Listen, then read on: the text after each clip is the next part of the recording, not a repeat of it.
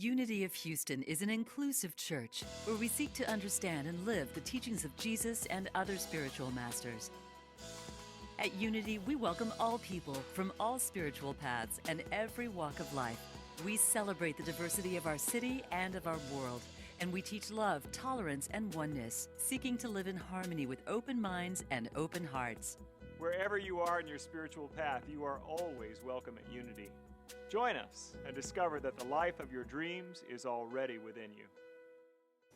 Our name, Unity, is not just good branding. We are one with God, one with each other, one with all life, all light, all love. That's what we are. There is no separation. Our work is to know it. Because we are conditioned into other, less true truths. We are conditioned into believing that we are not light, that we are the color of our skin, that we are the mistakes that we have made, we are the dreams that we left behind. And no. Thank you, India Ari. Thank you, Siobhan, for reminding us of that deep truth. We are light. That's who and what we are. Oh, it's good to be back. I missed you guys. I woke up this morning. Yeah, thank you. It was only 2 weeks. Last year it was 2 months, and I feel the same. I'm just like, oh, I'm so glad to be back. I'm so happy to be here. This morning, waking up and just feeling the joy of having this as part of my life, community, and the chance to get up here and talk uninterrupted for 25 minutes. And I've been saving up 3 weeks of sermons, so change your plans. We're going to be here a while. No. Not true, not true. I want to thank Reverend Howard Caesar for speaking last week, a wonderful lesson he gave us, and Reverend Shirley Knight for speaking 2 weeks ago. They were both just wonderful. What a team we have, right?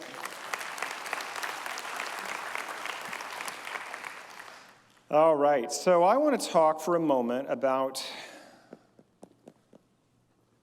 what's already here that we're not seeing or that we're not able to access as we possibly could. And Ashley Nicole Black, somebody I follow on Twitter, she said this: "It only took me 2 full years to move the unused table from the corner where it collected dust and put it next to the spot where I drink my coffee every single morning, wishing I had somewhere to set my coffee. In some circles, I am considered a genius now." Isn't that funny? How many times have you ever done anything like that? It's like, oh, just sitting here wishing I had a place for my coffee. That table is so dusty. Wish I had a place where I could do this thing I want to do. And other people commented that they had done the same thing, that they already had what they needed. It was already there. They just didn't put it together in their mind. So what we're talking about, we're starting a new series today, a 4-week series, and I'm calling it How to Spirituality. Practical spirituality, how we can take these eternal divine principles that we understand about the spiritual universe and do something with it. Put it there and paste your coffee on it. Come on. We get to be a part of this thing called life itself, having our needs met, and it's not just happening to us, it's happening through us, and we have choice and can take action. I have spent some time in victim consciousness in my life. Oh, they did it to me again. They did it to me. Now I kind of get this icky feeling just even pretending. I recognize it more quickly when it happens now. Like I hear this phrase come to my mind, I just can't win. And as soon as I hear that, it's like, oh, I'm back there. Michael Beckwith talked about the 4 kingdoms of consciousness, the 4 stages of spiritual evolution. And the first is to me. It's happening to me. Good or bad, but it's happening to me. The second is by me. I have choice. I have volition. I have agency. I can make choices and have intention and create new possibilities for myself. The third is through me. We begin to get this wider, deeper, broader understanding of the way spirituality works, and we understand that it's moving through me to deliver the greater good that it is into the experience of myself and others. And then the last is pure mystic consciousness as me. That God, I am a part of this infinite thing. But here's the thing. At that place, I disappear. There is no me, there is no you, there is only God. And so, which is why we don't say, I am God. Because if there's an I, then I'm only a part of the infinite. Everything that I am is God, but I'm not everything that God is. So just to be clear about what we say and what we mean by that, I am divinity revealed. But as long as I'm saying I'm just part of it. I'm just part of it. And so what we want to do in this wonderful lottery win did anybody win the lottery last night? Because, we do teach tithing here. I don't know if you were aware. For your own blessing. No, you've already won the lottery. Did you know that? You've already won the lottery because you're incarnate. You've got a body. You've got a family. You've got a culture and a nation. Did you not know that those were blessings? In Buddhism, it's taught that having an incarnate lifetime is a billion in a billion chance and a wonderful blessing. It's an opportunity to experience God from this place. God is here and here. I get to be a unique experience point, expression point, the giving and receiving place of the infinite, eternal, divine, creative energy that is real, that is reality, that is life itself. But some of us are not ready to take on that much responsibility. I'll be okay if they act right. How many of you parents, you don't have to raise your hands, but how many of your parents have let your children's behavior determine your own self-worth and well-being? Yeah, I can feel it. I metaphysically, I see your hands raising out there. Yeah, that's not what it is. Right here, right now, in this moment, you're okay. As we're talking about how-to spirituality, this morning I was listening to Michael Singer, wonderful Buddhist teacher, and he says that what he defines spirituality is everybody just trying to get to okay. That's what spirituality is, just getting to the place where I know I'm okay, where I know that it's okay. I know that they're okay. That's all spirituality is just getting to that place of just, it's okay. Just as it is, not as I'm going to make it, fix it, create it, but as it is. It's okay. How to spirituality. Man, I was thinking about this because I love to work from inspiration. I love to act from inspiration and that feeling like, oh, now I know God is here living himself through and as me. I can do anything. I love feeling that and then doing stuff out in the world. But I don't feel like that all the time. How about you? Sometimes inspiration eludes me. And if I have to wait for inspiration to live a spiritual life, guess what? I'm back in victim consciousness. But I have volition. I have agency. I have choice. I have intention. And so what we get to do, no matter how we're feeling, no matter what's happening in the world, we get to do something spiritual. We get to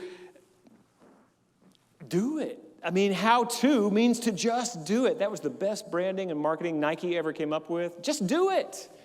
That's a part of our spiritual legacy. That's a part of our spiritual toolkit that we just get to do spirituality, whether or not you feel it.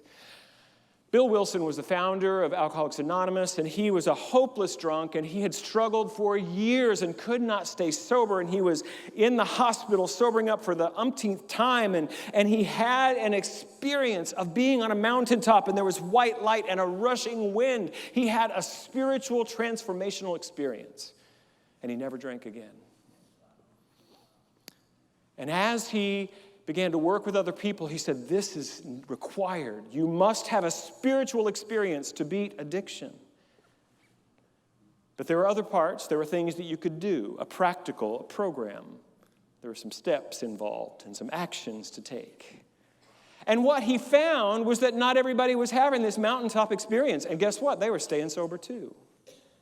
So as it came time to formulate and codify the principles and the precepts of Alcoholics Anonymous, they said there's another kind of spiritual experience that is not the mountaintop. They called it the educational variety. That you don't have to have this inspired, transformational, high emotional moment, although we like those. Those are great. I've had a couple of them, big ones that really moved me. But when those aren't present, I can still do spirituality. And guess what? God, the infinite, divine creative energy, does not take a day off based upon my availability. It's always here. It's always seeking to express and experience itself through me, always waiting. And so the choice point, as I was telling the kids, make good choices today. Make good choices. You are at choice. I am at choice.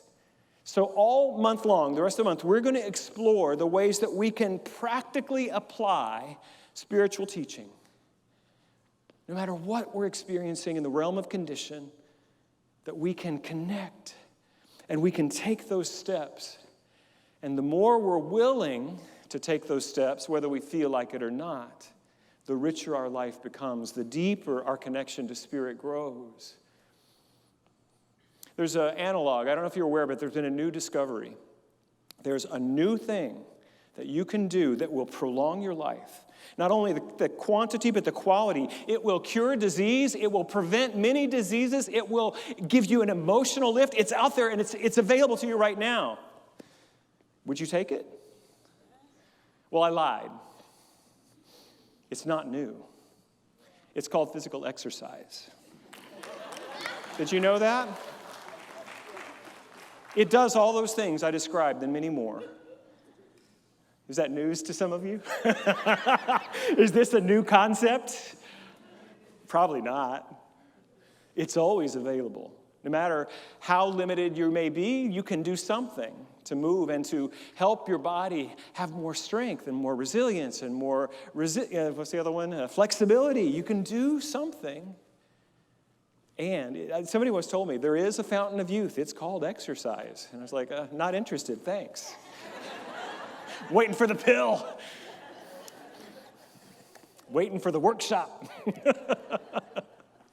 Where's the book I can read to get all that in one afternoon rather than, it's something I got to keep doing? Because I remember, I have always been kind of geared towards something kind of instant. I don't know, maybe it's American culture, maybe it's just me, and I realized one day I was at the gym doing the thing, and after my third set of ab exercises, it's like, wouldn't it be great if I could just do one crunch so good I never had to do it again?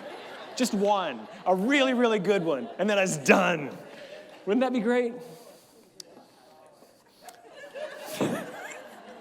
Something happened over there in the amen corner. I don't know what's going on over there. You have to tell me after church, Wheeler. I want to know about it. All right, get back here. What we have the opportunity to do in spiritual terms is create heaven on earth. Because there is a part of our nature that is open to infinite good, that is God, that is open to this great unlimited reality. And as we can get in touch and embody it through our consciousness, we can deliver it through us. That's the whole point. That is what heaven on earth means.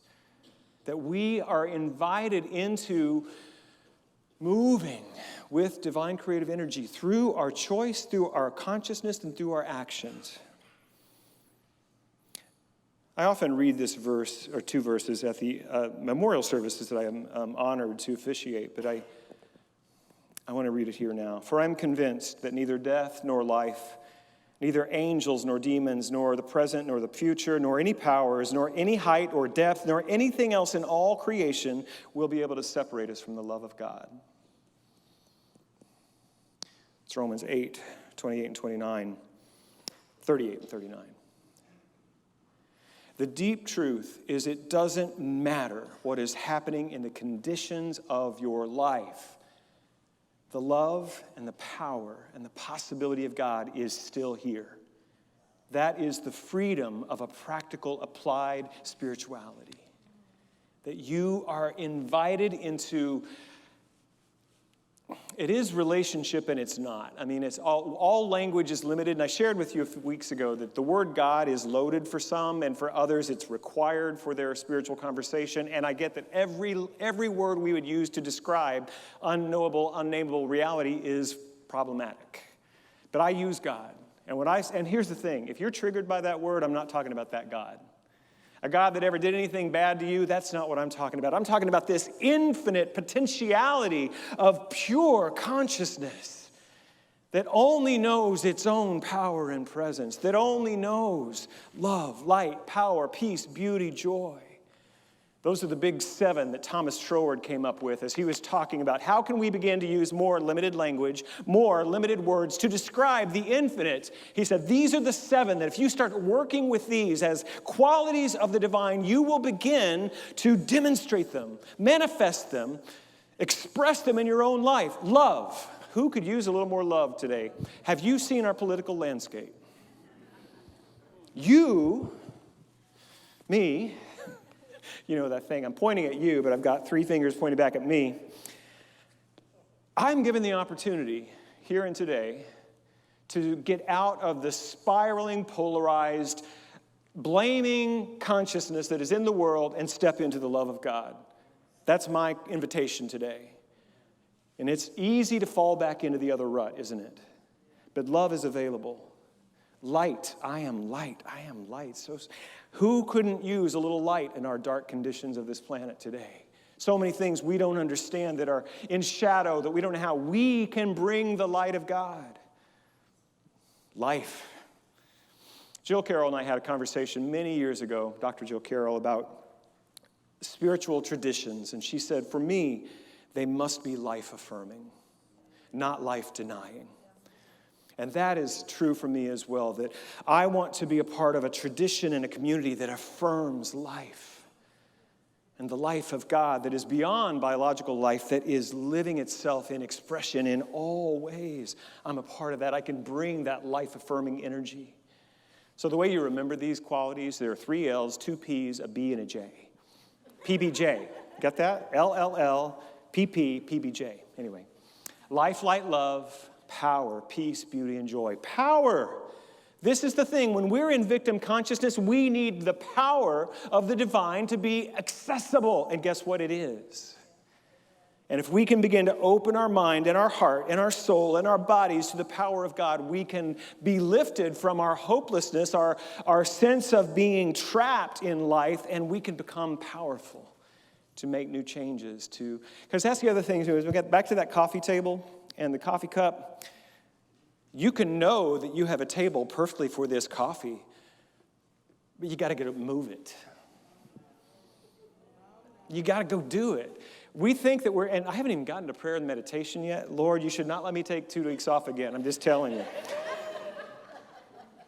It's not enough to simply know it. Once we know it, we're changed. The power of our consciousness will demonstrate in our power to act. We're going to go pick up the table and move it. That's what we're going to do.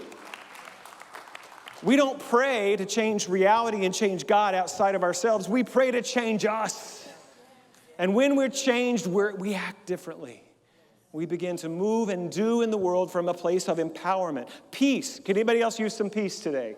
I want to see hands raised on this one. Man, we are in an epidemic of anxiety. And the peace of God is here, right now. And also on the 59 freeway, I've been told that the peace of God is even available at the interchange of 610 and 59 when they shut it down on a Sunday morning and they didn't tell me. Peace is available. The last 2 of these top 7 that I love, beauty and joy. I like that beauty is in there.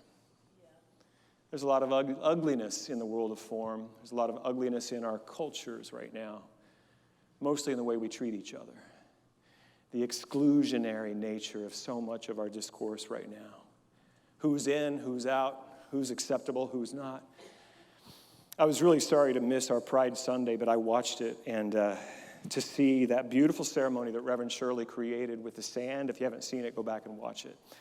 Where we had 7 different people from the LGBTQ plus community in our own church who each poured a different color of sand and then said, I am one of the qualities of God. There are more than 7. There are a lot of them. And to see it just so beautifully demonstrated. Beauty. Our diversity is beautiful. My willingness to see the beautiful, even in the places where it's hard to see, that's available to us. And joy. Oh, man. I have been prone to depression. I've had like one major depression in my early 20s, which I self-treated with alcohol. Guess what? That doesn't work. It's a depressant. But I tried it, and it didn't work for several years. But I have, upon, not regularly, but not uncommonly, moved into some light sort of depressions. And I know that sense of heaviness, that sense of there's nothing in the world that's going to make me smile again. Elizabeth Kubler-Ross, in her beautiful work on grief, said it's a natural part of the grieving process. It's not something that we can push out of the human experience, but underneath it is joy. And joy will return. And joy is always available.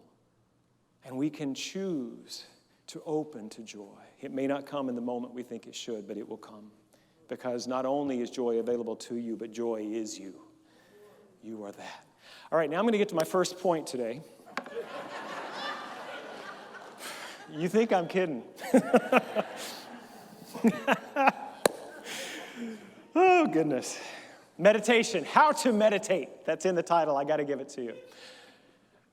Have you ever unplugged a computer and plugged it back in? Wait 10 seconds, plug in. That's what meditation is.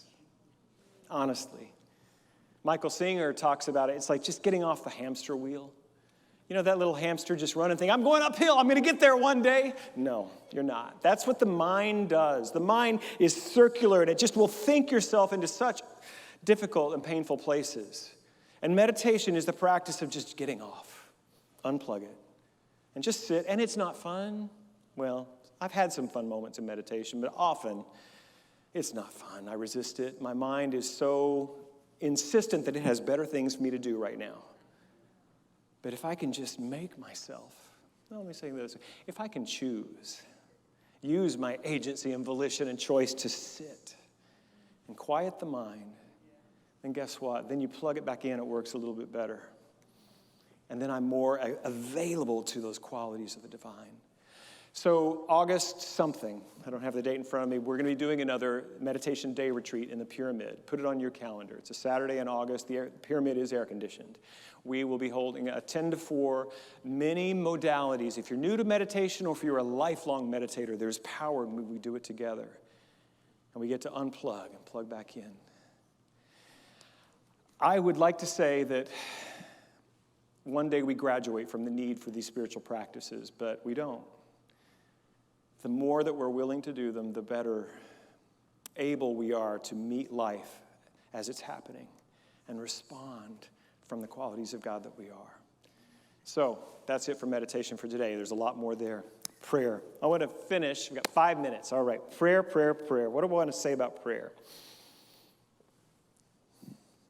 First, poetry. This is not a poem by Hafez, the great Persian mystic from the 14th century, but it is inspired by one of his poems, and this is by Daniel Ladinsky. You are the sun in drag. You are God hiding from yourself. Remove all the mine, that is the veil. Remove all the mine, that is the veil. Why ever worry about anything? Listen to what your friend Hafez knows for certain. The appearance of this world is a magi's beautiful trick, though its affairs are nothing into nothing. But you are a divine elephant with amnesia trying to live in an anthole. Sweetheart, oh sweetheart. You are God in drag. Isn't that good? Yeah, isn't that good? We're all divine elephants with amnesia trying to live in an anthole. We are more than we know ourselves to be. And prayer is one of the ways that we access that more. Now, I'm going to speak for these 3 minutes on a particular type of prayer that we teach. It is the New Thought movement's great contribution to the world of spiritual practice. It's called affirmative prayer, where I'm not asking the distant divine to give me something I don't have. I am affirming and declaring the truth that it's already here because the power of God is in me, as me, through me. It's already here. And when I pray this way, I'm changed. And guess what? When I'm changed, I'm different, and I do different. So here's the shorthand. Repeat after me if you would. God is, I am. Keep going, I like it. God is peace. I am peace. God is joy. I am joy. Look how many prayers we just prayed right there. This type of prayer is a way to focus the conscious mind, to point it towards the truth a little more truly, a little more clearly. And when we begin to take this practice up regularly, imperfectly, for sure, but regularly, then what happens is when we get the conditions coming up in our face that we don't like, we more quickly go, that's not the truth of me. That childhood conditioning is deep, y'all. I love the song that Siobhan sang, I Am Light, because our parents did the best they could do, and sometimes it wasn't good enough. And we were given messages about ourselves, about our worthiness, and about our lovability that were not true. And when a similar situation arises in our adulthood, we can get triggered right back to 3 years old. And it happens. And if you're unaware of it happening, I'm going to give you the name of a good therapist after this. Do you ever have unexpected rage? Do you ever plummet off into despair for no apparent reason? This is the old conditioning that is up in your life. And prayer is one way, not the only way, that we can begin to rewire, to rewrite, to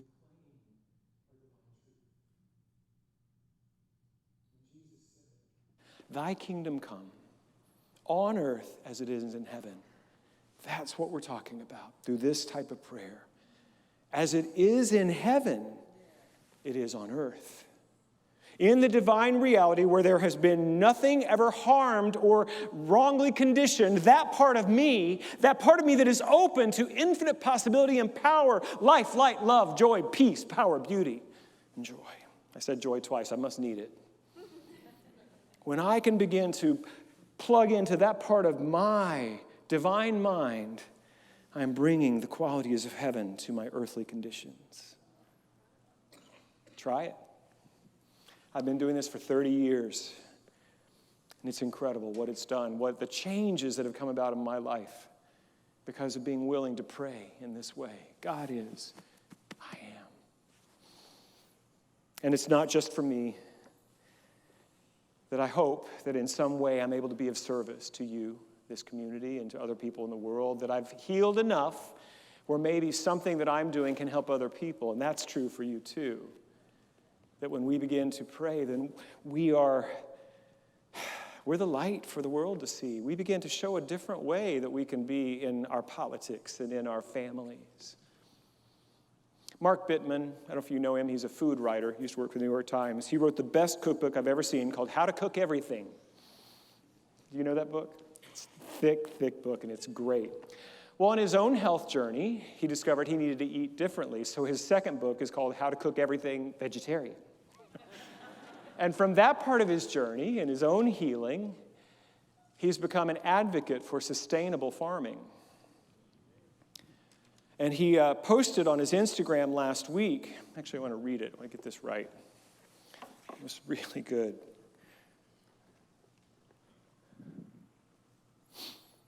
He said, in response to my saying that I didn't know precisely when we'd make a transition to regenerative agriculture, a reader wrote to me and said simply, never.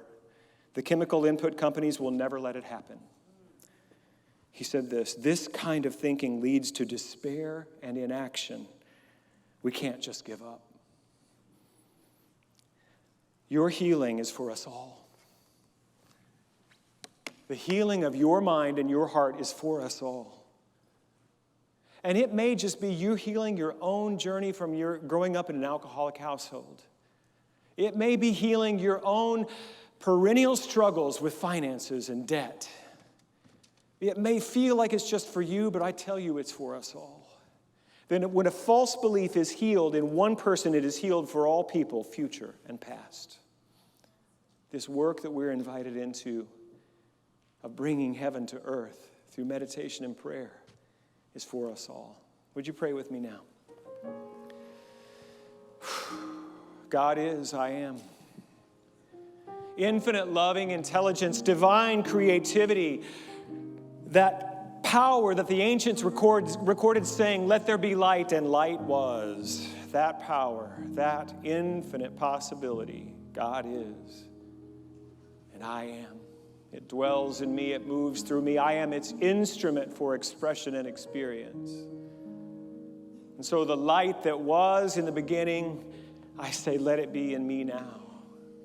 Illumine me, shine upon the shadowed places of my own healing that has been delayed up until this moment. Shine through me that those shadowed places in the world may be illuminated and truth may once again be known.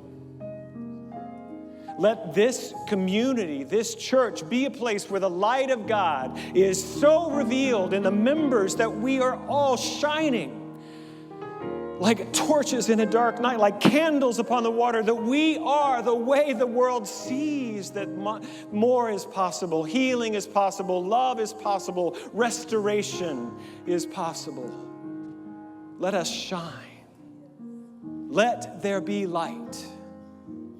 And it is through our willingness that this light comes and changes the world. And we are grateful. We let it be. And so it is. Amen. Whew, I missed you guys. Let me tell you something. I know how deep the conditioning goes, and you may not know today that you are loved, and you're worthy of love, but you are. And if ain't nobody told you yet today that they love you, I love you. God bless you. Thank you for watching this message today. I'd like to invite you to join us in person here on campus at Unity of Houston for Sunday morning or Wednesday evening services. If you can't be with us here on our campus, you can still join us live on Facebook or on our website, unityhouston.org, Sunday mornings at 11 a.m. Central.